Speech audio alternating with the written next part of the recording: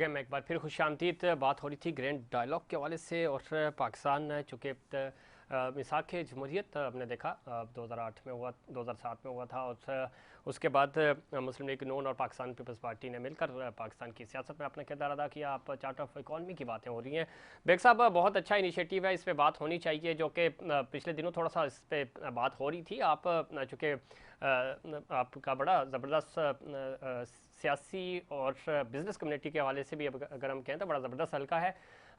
ये चीज़ें डायलॉग्स चूँकि होने चाहिए। आप हुकूमत के लिए भी चूँकि शहबाज शरीफ साहब के साथ आपके ज़ाती तौर पे बड़े अच्छे मरासिम हैं और बिज़नेस कम्युनिटी भी, और वो बिज़नेस कम्युनिटी जो पाकिस्तान तहरीक इंसाफ या दूसरी पार्टियों के साथ जुड़ी हुई है, किसी तरह ब्रिज करें और डायलॉग की तरफ आएँ ताकि पाकिस्तान जो है वो तरक्की की तरफ जा सके और माशी तौर पे हम अच्छे इकदाम कर सकें, अच्छी पॉलिसियाँ बना सकें।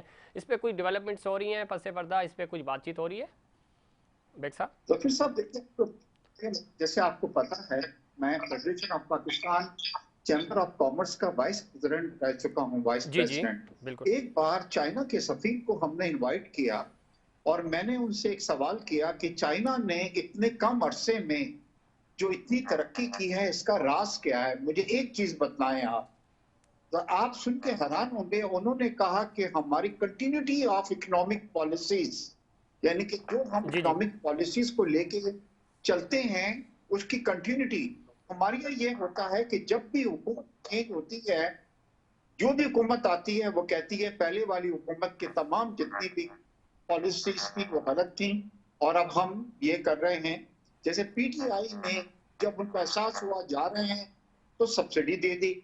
ये अच्छा, इससे क्या हुआ है कि नुकसान पाकिस्तान को हुआ ना।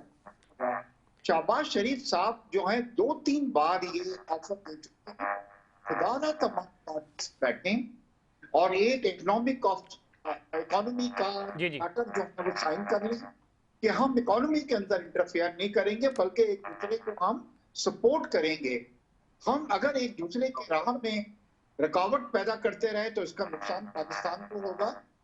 मगर मैं ये सोचता हूँ, शहबाज शरीफ साहब से मैं जी जी खास तौर पे करते हैं और आप यकीन करें जी जी कि उन्होंने कहा है कि इंशाल्लाह जैसे ही मैं सेटल होता हूँ कराची के अंदर तरक्की का आप एक देखेंगे। आप ठीक। बेग साहब थोड़ा सा ऑडियो में सरकार डिस्टॉर्शन आ रही है, मैं दोबारा आपकी तरफ आऊँगा, कोशिश करेंगे कि आपके साथ हमारा राब्ता बहाल हो सके, आपकी आवाज़ हम तक सही तरह पहुँच सके। जो बेग साहब बात कर रहे हैं ब्रिगेडियर साहब, ज़रूरी है, डायलॉग के बगैर तो आप आगे नहीं बढ़ सकते और बिज़नेस कम्युनिटी को आपको इंगेज करना होगा, आप तमाम स्टेक होल्डर्स को आपको इंगेज करना होगा। पॉलिटिकल पार्टीज़ जिस तरह आप बात कह रहे थे, पीटीआई ज़ाहिर है सड़कों पे है, बाहर है, असम्बलियों में नहीं है इस वक्त, सूबाई लेवल पे तो है, कौमी असम्बली में नहीं है। तो कैसे इन सबको इकट्ठा किया जा सकता है ताकि माशी पॉलिसी एटलीस्ट देर आए दुरुस्त आए, अभी बन जाए, आज ही बन जाए, कल बन जाए, ताकि पाकिस्तान तो एक ट्रैक की तरफ आ सके और हमें पता हो कि ये हमारी यूनिफॉर्म पॉलिसी है, इसको हमने फॉलो करना है, हुकूमत जो भी आए। देखिए फिर इस वक्त जो पॉलिटिकल पार्टीज के जितने रिप्रेजेंटेटिव्स मीडिया के ऊपर आके बात करते हैं, अनफॉर्चुनेटली वो इतने कुछ तुर्श लहजे में बात करते हैं, इतनी सख्ती से तंजन और लफ्ज़ों को चबा चबा के बात करते हैं कि जहाँ पे अगर मिल बैठने का कोई बहाना या कोई मौका निकलता भी हो तो शायद वो रिजेंटमेंट में निकलते हो। This holds good for all the political parties, जो मैं एज अ सिटीजन टीवी के ऊपर देख रहा हूँ। ठीक। जब तक मिल बैठ के नहीं मिल बैठेंगे, जब तक ये पाकिस्तान की इकॉनमी के ऊपर संजीदगी से हमारे पॉलिटिशियंस नहीं बैठेंगे, किसी मसले का हल निकलने नहीं जा रहा इन नियर टाइम फ्रेम के अंदर। मैं ये भी समझता हूँ कि जो आपके जो स्पोक्स पर्सनस हैं जिन्होंने अभी कीमतें बढ़ाई हैं, अगर ये फैक्ट्स एंड फिगर्स के साथ बैठ के कौम को एतमाद मिले तो मैं समझता हूँ कि वज़ीर आज़म को भी शायद टीवी पे आने की जरूरत नहीं है, लोग इसको समझेंगे।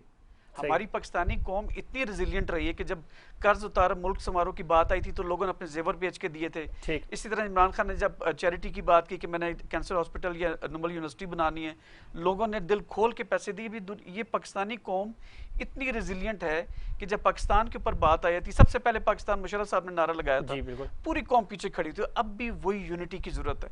हमारी पोलिटिकल पार्टीज को एज अ सिटीजन मैं कह रहा हूँ कि उनको इस वक्त इंतहाई मेच्योरिटी दिखाने की जरूरत है। एक चीज़ ऐसा जो मैं पर्सनली पूरी कौम में ही देखते हैं, ईगो और एटीट्यूड बड़ा मसला है। पाकिस्तान तहरीक इंसाफ की जब हम बात करते हैं, शायद पाकिस्तान तहरीक इंसाफ इस वक्त इक़्तिदार में होती अगर वो शहबाज शरीफ साहब जब अपोजिशन लीडर थे और अपोजिशन जमातें थी उनको ऑन बोर्ड लेते, उनसे बात करना ही पसंद नहीं करते। आज भी इमरान खान साहब का यही एटीट्यूड है कि मैं इन चोरों से बात नहीं करूँगा, मैं फलानों से बात नहीं करूँगा। तो इस एटीट्यूड का क्या करें सर, ये भी तो एक बड़ा सबसे बड़ा एलिमेंट है। अच्छा, मेरे ख्याल में उनमें भी थोड़ी सी लचक पैदा हुई। उन्होंने भी कहा मैं डायलॉग के लिए तैयार हूँ, बातचीत के लिए तैयार हैं, प्रोवाइडेड कंडीशन उन्होंने लगा दी कि आप इलेक्शंस की डेट की अनाउंसमेंट करें, तो उन्होंने थोड़ी कैवियट लगा दी उसके साथ।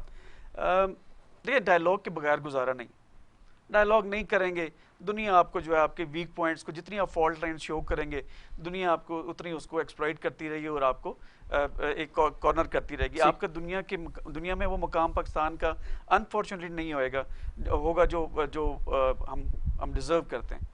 तो हमें मिल बैठना, डायलॉग करना इंतहाई अशद ज़रूरत है हमें इसकी। बिल्कुल ज़रूरी है। अब बेग साहब, चूँकि डायलॉग ही की बात हो रही है, अब आपकी ऑडियो हम तक सही पहुँच नहीं पा रही थी। अब वज़ीर आज़म ये कह रहे हैं कि जल्द हम माशी मुश्किल से निकल जाएंगे। ज़ाहिर है अब उनकी बातचीत भी चल रही है, हमें आइडिया है कि अगर ये एग्रीमेंट IMF के साथ हम बेहतर डील कर ली तो जो हमारे इत्तेहादी ममालिक हैं, दोस्त ममालिक हैं, वहाँ से भी फंड्स आ जाएंगे, चीज़ें बेहतर हो जाएंगी। ज़ाहिर मुश्किल फ़ैसले हैं, गैर मकबूल फ़ैसले हैं, और कौमों को जब मुश्किल वक्त आता है तो इसी तरह के फैसले करने पड़ते हैं, कौमें साथ खड़ी होती हैं। क्या पैगाम देंगे, किस तरह? जी।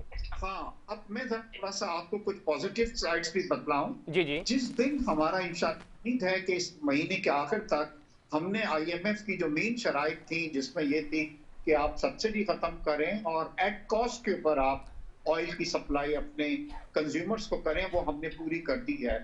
इसके बाद हमें तकरीबन वो $2 बिलियन जो हैं IMF से हमें मिल रहे हैं। चाइना हमारा जो कर्जा है उसको रोल ओवर कर रहा है। सऊदीया ने हमसे वादा कर दिया है। कतर से हमें $3 बिलियन की डेफर्ड ऑयल पे गैस जो है, LNG जो है, वो हमें वहां से मिल रही है। चाइना हमारे आर्मी चीफ तमाम नेवी के और एयरफोर्स वगैरह के गए। चाइना ने हमें काफी यकीन दिलाया है कि हम आपको इस मुश्किल वक्त के अंदर तना नहीं छोड़ेंगे। ठीक। और सबसे बड़ी चीज यह है कि हालांकि अगले साल हमें ये जब हमारा ईयर शुरू हुआ है, फाइनेंशियल ईयर, इसमें हमें कोई $20 बिलियन जो थे वो कर्जों के वापस करने थे। मगर दुनिया की सिचुएशन इतनी ज्यादा इस वक्त कॉम्प्लिकेटेड हुई है कि ऑयल प्राइसेस की वजह से और मीट के प्राइसेस लगे हैं। मुझे पूरी उम्मीद है कि पेरिस क्लब हो गया, वर्ल्ड बैंक हो गया, IMF हो गया, ये भी पाकिस्तान के जो कर्जे हैं इनको री रोल कर देंगे, नेगोशिएट कर लेंगे हमारे साथ। तो हमें थोड़ी सी फिस्कल स्पेस जो है वो मिल जाएगी। और इंशाल्लाह बस दुआ ये करें कि किसी तरीके से ये रशिया की और यूक्रेन की जो वॉर है, जिसने पूरी दुनिया को डिस्टेबलाइज करके रखा हुआ है, और खास तौर पे वो ममालिक जो पाकिस्तान की तरह है वो ज्यादा इससे मुतासिर हुए हैं। यूरोपियन बहुत मुतासिर हुए हैं। कल USA में हिस्ट्री में पहली बार 0.75 का इंटरेस्ट रेट जो है उन्होंने बढ़ाया है। लोगों की वहां पे चीखें निकल गई हैं। तो मुझे पूरी उम्मीद है कि इंशाल्लाह 2 महीने के अंदर आप देखेंगे बेहतरी की तरफ आएगी। बिल्कुल बेहतरी की तरफ आनी चाहिए और हम उम्मीद करते हैं और इंशाल्लाह ताला हालात बेहतर होंगे। बेग साहब, एक चीज़ और मैं चाहूँगा कि आप ऐड करें, वक्त चूँकि कम है। बांग्लादेश IMF के प्रोग्राम्स, बांग्लादेश ने भी ज़ाहिर प्रोग्राम्स में वो गया। तरक्की पजीर ममालिक ज़ाहिर IMF का सहारा लेते हैं, कोई बुरी बात नहीं है। कर्जा लेकर बिजनेस मैन जो है वो अपना बिजनेस रन करता है और बाद में वो कर्जा लौटा देता है वापस। क्या बेहतरी कर सकते हैं हम ताकि हम IMF से भी निकल जाएं? ज़ाहिर है इस वक्त तो हमें कर्जा लेना ही है चूँकि पाकिस्तान को बचाने के लिए, लेकिन ऐसे क्या इकदाम हैं जो हम वो इकदाम उठाएं और अगले 2, 4, 6 साल 10 सालों में हम IMF से छुटकारा हासिल कर सकें? देखिए, जब हम अपने पैरों पे खड़े हो जाएंगे तो हमें IMF की जरूरत नहीं होगी। मगर इस वक्त क्या हुआ है कि जितने भी हमारे लेंडर हैं उन सब ने ये शर्त रखी कि आप IMF के साथ अपने प्रोग्राम्स को रिवाइव करें। जो आपने मुआहदे के साथ तोड़ दिया था उसको दोबारा करें। एक बार उस मुआहदे को हम दोबारा इनिशिएट कर देते हैं और कंप्लीट करके इसको कंप्लीट कर देते हैं, उसके बाद हम फ्री हैं। हमारी मर्जी है कि हम इस ऑयल को, प्राइसेस को और नीचे ले आएं, हमें कोई। मगर देखिए, IMF के साथ इसलिए जाना जरूरी होता है कि दुनिया के जो दूसरे फाइनेंशियल इंस्टीट्यूशंस हैं वो जब ये देखते हैं कि IMF के साथ आपका मुआहदा है तो बिल्कुल आंखें बंद करके फिर आपको लैंडिंग जो है वो कर देते हैं। ठीक है, बिल्कुल जरूरी है। जी कि बांग्लादेश जो है उनके यहाँ भी इस वक्त काफी इन्फ्लेशन आया है, इंटरेस्ट रेट काफी बढ़े हैं उनके, और दूसरी चीज आप भी देख रही हैं कि उनकी एक्सपोर्ट्स जो हैं वो भी इस वक्त सफर हो रही हैं, मगर हमें भी अपने पैरों के ऊपर थोड़ी सी सख्ती करनी पड़ेगी।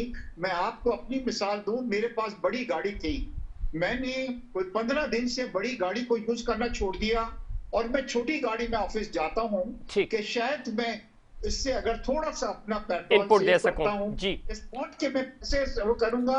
हुकूमत को इतना जो फॉरेन एक्सचेंज का पेट्रोल खरीदना पड़ेगा वो शायद इससे कमी आ जाए। जी जी, अपनी सोच बेग साहब बहुत अच्छी बात, चूंकि प्रोग्राम का इख्तिताम भी हो रहा है, और बहुत अच्छी बात आपने की कि ये छोटी सी कोशिश है कि अगर आप बड़ी गाड़ी में ट्रैवल कर रहे हैं, ज़रा उसका पेट्रोल भी ज़्यादा लगता है, छोटी गाड़ी में लाइट आप कम यूज़ करें। ये वो चीज़ें हैं जो आप एक अच्छे शहरी होने के नाते हुकूमत को सपोर्ट कर सकते हैं, अपनी इकॉनमी में बचत कर सकते हैं, और छोटा छोटा इनपुट दें तो वो हमारे लिए बहुत पॉजिटिव और एक अच्छा इनपुट हो सकता है हुकूमत के लिए। ब्रिगेडियर साहब किस तरह देखते हैं जो बेग साहब ने बात की, ये वो चीज़ें हैं जो कट ऑफ हो सकती हैं। आप इतना रोशनी चरागां करके घर में बैठे हैं, बेहतर नहीं है कि आप कम लाइट्स जलाएं। बिजनेस जो एक अच्छी तजवीज़ है कि आप डे लाइट को यूज़ करें, दिन में बिजनेस करें, रात में आप शाम 6-7 बजे मार्केट्स बंद कर दें।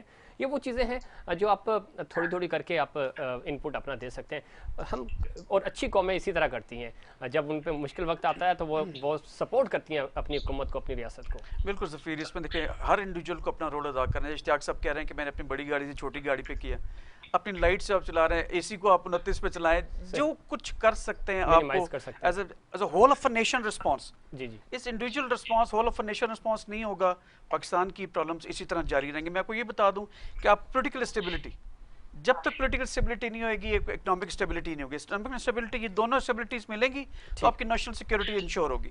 मैं ये भी बता दूं, आपने कहा 4 से 6 साल जो है वो कैसे आप इसको कर सकते हैं। तो आपका भी जो जीडीपी आपका तकरीबन 6 के करीब आया है, तो उसमें जो पाकिस्तान में कंट्री डायरेक्टर ने आपके वर्ल्ड बैंक के, उन्होंने कहा जी स्ट्रक्चरल रिफॉर्म्स करें। उन्होंने कहा लेट द मार्केट डिसाइड कि हमने किस तरफ जाना है। आपकी जितनी ग्रोथ आपकी हो रही है वो टेक्सटाइल बेस्ड है या आपके वो कॉटन बेस्ड है, उसको आप डिवर्सिफाई करें।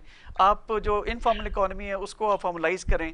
टैक्सेशन जो है वो ऐसे करें कि आपके लोग ट्रस्ट करके आपको दें। आपके जो करप्शन है, बिल्कुल ठीक है, सब इससे ये रिफॉर्म्स करेंगे तो आपकी इकोनॉमी बेहतर। सियासी इस्तेकाम, माशी इस्तेकाम के लिए ज़रूरी है। जब हम बांग्लादेश की बात करते हैं तो मुसलसल वहाँ पे एक हुकूमत है, उससे बड़ा 90s से अब तक हम देख रहे हैं कि 2 ही वहाँ पे हुकूमतें आई और उन्होंने बड़ा ज़बरदस्त परफॉर्म किया, और ये चीज़ इससे लिंक होती है। सियासी इस्तेकाम बहुत ज़रूरी है। बेग साहब आपका शुक्रिया, ब्रिगेडियर साहब आपका शुक्रिया, और सिदरा और लियाकत अस्कानी साहब, खासतौर पर लियाकत अस्कानी साहब की आवाज़ हम तक नहीं पहुँच सकी टेक्निकल इश्यूज़ की वजह से, माज़रत चाहेंगे आपसे। और मुझे और इनसाइड पाकिस्तान की पूरी टीम को दीजिए इजाज़त, अल्लाह ने के बाद।